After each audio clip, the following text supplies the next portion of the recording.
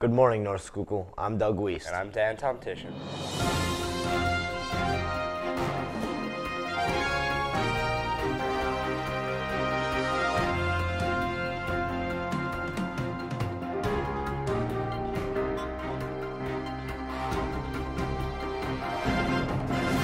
After all the events regarding school safety, North Schuylkill has made some changes to the procedures in the district. In order for students to be as safe as possible, we all need to understand the changes so that students know what to do. These changes affect even our fire drills, so make sure you pay attention.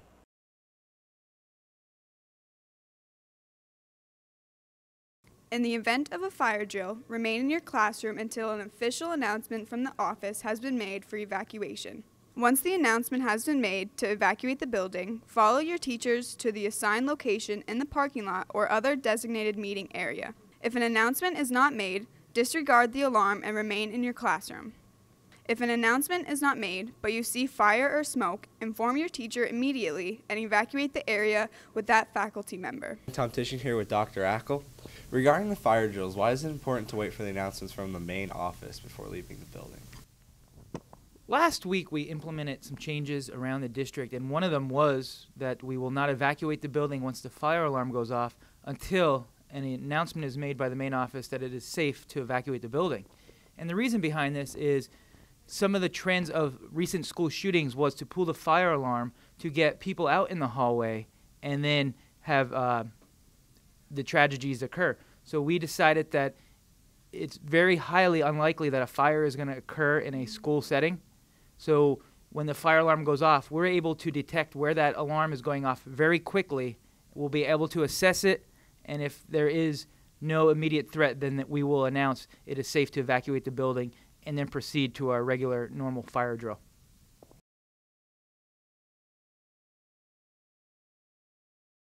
In the event of a restricted movement announcement, remain in your classroom until a follow-up announcement has been made to reinstate movement through the halls. Your teacher will ensure that the door is secured and will continue teaching as normal. If you are in the hallway when this call is made, make your way to the nearest classroom. Do not try to make your way back to your scheduled classroom if it is not the nearest room. Previously, NS had a soft lockdown and a hard lockdown. Why did you rename the soft lockdown to a restricted movement? We felt that there was some confusion between soft lockdown, hard lockdown, and just a normal lockdown, so we wanted to make it as clear as possible. So we got rid of the words soft and hard, and we changed it to a restrictive movement and a lockdown. Okay. And what are some scenarios that would require restricted movement? Restrictive movement is exactly what it sounds like, that we don't want any movement throughout the building, but we're not going to stop teaching. So students would be in classrooms and teaching would be occurring, but no students would be in the hallway. A good scenario where this would occur is when there's a threat outside the building, but not inside the building. If an inmate escaped a local prison and was running around the neighborhood, we would probably call it a restrictive movement, where we knew there might be a threat outside the building, but inside it's safe to still continue teaching and learning.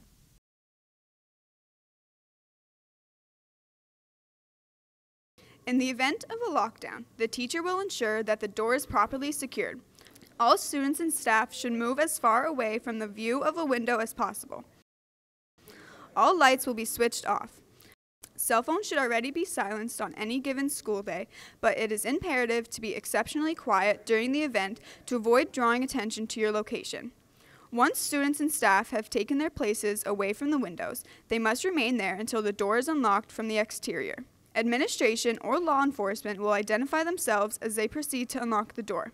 No announcement will be made from the office to end a lockdown, and any announcement that is heard should be disregarded until a school official or officer has manually unlocked and opened the door.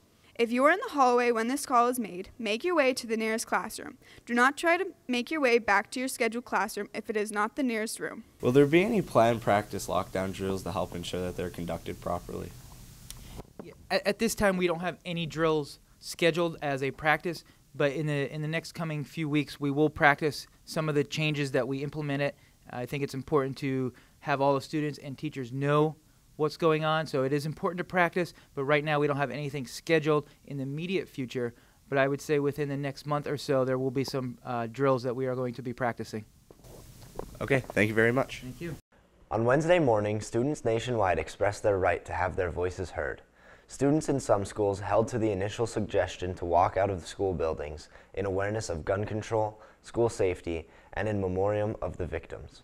Here at North Schuylkill, approximately 500 students attended the sit-in the cafeteria to recognize the lives lost in Parkland last month. The event featured 17 speakers to represent each of the lives lost in the recent tragedy. A message of kindness was promoted to those speaking challenge students to engage in random acts of kindness over the next 17 days. This was also the first appearance of a new group in the school. Let's hear from Ms. Frank to learn more about Students Against Violence Everywhere.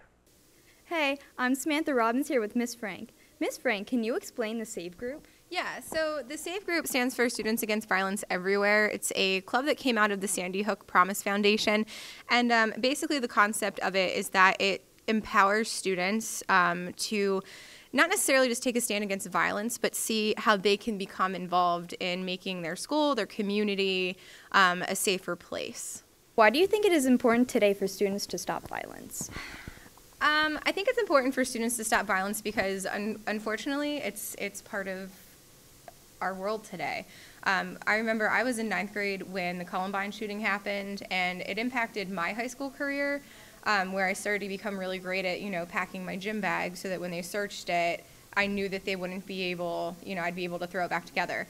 But at the same time now, for students in school, it's a completely different world, where now I have students looking around my room and thinking, okay, what am I going to use to protect myself against a violent intruder or somebody who's in here shooting?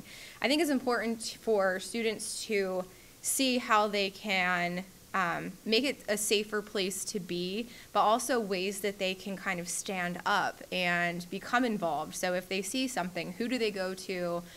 What should they say? What should they be looking for? I think all of that's important because, unfortunately, I can only keep the students in my classroom safe at any point in time, and the students are the ones who are out in the hallways, in the locker rooms, in the auditorium. So you guys are kind of on the, on the front lines, or you're the ones who experience more than we do as teachers. So what can students in this group expect to learn throughout the year? Throughout the year, there's a couple different things that we're hoping to focus on. So since we kind of started at the end of the year, I'm looking forward to things that we can set up at the beginning of the year. So SAVE hosts starts with Hello Week at the beginning of the year, where it encourages students to go up and say hello to somebody that they don't know, and it's a way of building community. There's also Upstander Week, which teaches students things to look for that may indicate someone's planning violence or that something's kind of off, and it teaches them who to go to, how to approach the topic with somebody that they would go to. Something else that I came across was that SAVE hosts a rockathon each year, which I think would be really cool, where you raise money to sit in a rocking chair for a certain number of hours. And I know that, in college, some colleges do that in the area, and it seems to be really popular. So it seems like it would be something unique that they can do. But honestly, I want this to be more student-led. So if students have ideas of ways that we can, build community and make this as a safer school, then I'd love for them to kind of take the lead and run with it. So Miss Frank, how can anyone join SAVE? Come to a meeting. We're planning on meeting on Tuesdays after school here in my classroom in 725.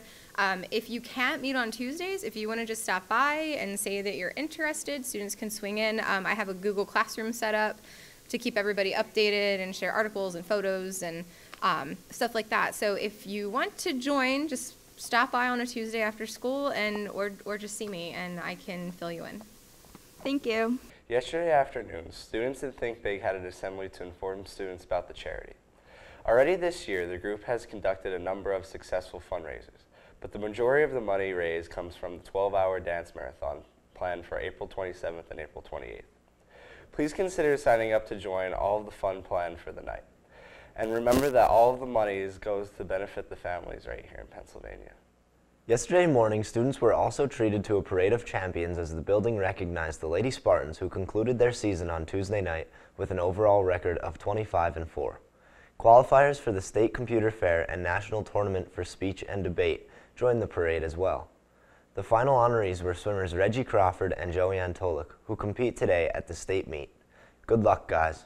Our girls basketball team, conference champions.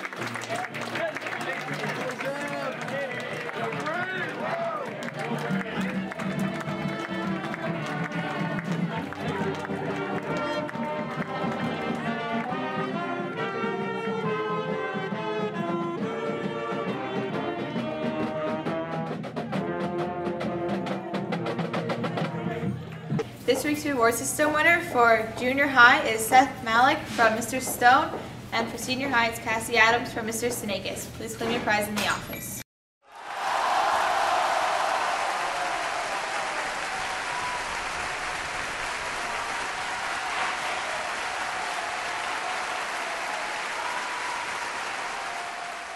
I'm Doug Weist. And I'm Dan Tomtician. Put a little sunshine in your day.